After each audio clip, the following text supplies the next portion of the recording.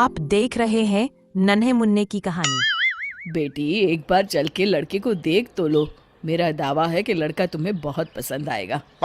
बाला बहुत अच्छा लड़का है। हाँ हाँ बेटी, हम लोग तुम्हारे दुश्मन तो नहीं है। किसी अच्छे लड़के से ही तुम्हारी शादी करवाएंगे ना। आखिर तू हमारी इकलौती बेटी है। अच्छा ठीक है माँ, अब ज़्यादा भावुकतापूर्ण शब्दों का इस्तेमाल ना करो।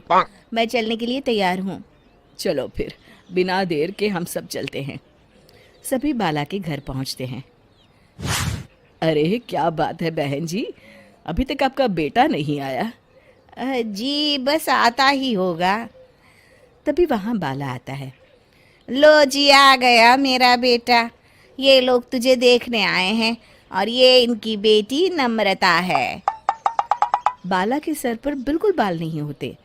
ये देख नम्रता और उसके परिवार वालों की आंखें फटी की फटी रह जाती है। ये तो टकला है। हे भगवान, माँ पिताजी, आप दोनों एक टकले से मेरी शादी करवाने वाले थे। अरे ये तो पूरा उजड़ा चमन है। देखो बेटी, इस तरह किसी का मजाक उड़ाना गलत है। किसी के बारे में इस तरह की बातें नहीं करते। बालों का क्या है, वो तो आते जाते रहते हैं। लड़का टकला है तो क्या हुआ, इंजीनियर है, अच्छा खासा कमाता है। आप चुप रहिए जी। इसकी तरफदारी इसलिए कर रहे हैं क्योंकि आपके भी सर पर बाल नहीं है। मैंने तो आपसे शादी कर ली, मगर मैं अपनी बेटी की शादी एक टकले से बिल्कुल नहीं करवाऊंगी। अरे ये क्या, कब से आप लोगों ने टकला टकला लगा रखा है? और माफ करना, तुम भी कोई हूर की परी नहीं हो। तुम लोग मेरे घर में आकर मेरी ही बेइज्जती कर रहे हो। निकल जाओ यहाँ से। हाँ हाँ तो जा रहे हैं ना, हमें भी यहाँ रुकने का कोई शौक नहीं है। नम्रता और उसके परिवार वाले उठकर वहां से जाने लगते हैं। तभी नम्रता का छोटा भाई जाते जाते कहता है, टकला, तेरा बाप टकला। और इस तरह बाला का रिश्ता टूट जाता है। फिर एक दिन सड़क के किनारे एक आदमी घूम घूम कर कंधी बेच रहा होता है। कंधी ले लो, कंधी, एक से बढ़िया एक कंघी ले लो, नए जमाने की कंघी ले लो। अरे भाई ये ले लो।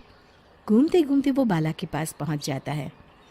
अरे भाई साहब, कंधी लोगे क्या? ये लो। तभी उसकी नज़र बाला के सर के ऊपर पड़ती है।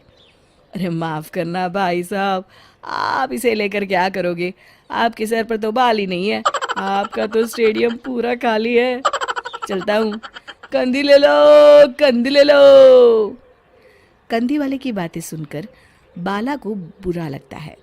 उस समय बाला को ऐसा महसूस होता है कि उसके लिए दुनिया में सबसे कीमती कोई चीज़ अगर है तो वो सिर्फ बाल है। बाला सड़क पर चलते हुए लोगों के बाल बड़े गौर से देखता है। चलते चलते बाला एक मंदिर के पास पहुंच जाता है। हे भगवान, तुमने ये मेरे साथ क्या किया? थोड़े से बाल अगर मुझे दे देते तो तुम्हारा क्या चला जाता? सारी दुनिया मेरा मजाक उड़ाती है। अरे भाई, आज पहला इंसान देख रहा हूँ जो मंदिर आकर भगवान से अपने लिए बाल मांग रहा है। बेटा, भगवान ने तुम्हें सब कुछ तो दिया है। अच्छी सेहत है, अच्छी नौकरी है। लगता है तुम्हारी तबीयत ठीक नहीं है। घर जाओ, सब ठीक हो जाएगा। बाला वहाँ से चला जाता है। घर पहुंचकर बाला खाना खाता है और अपने कमरे में सोने के लिए चला जाता है।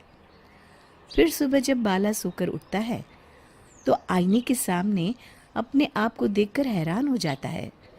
बाला के सर पर एकदम घने बाल आ जाते हैं। बाला खुशी से झूम उठता है।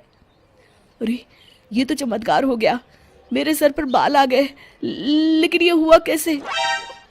दोस्तों, अगर आप इस कहानी का दूसरा भाग देखना चाहते हैं तो हमें कमेंट करके जरूर बताएं। और कहानी के लिए लाइक एंड सब्सक्राइब नाउ।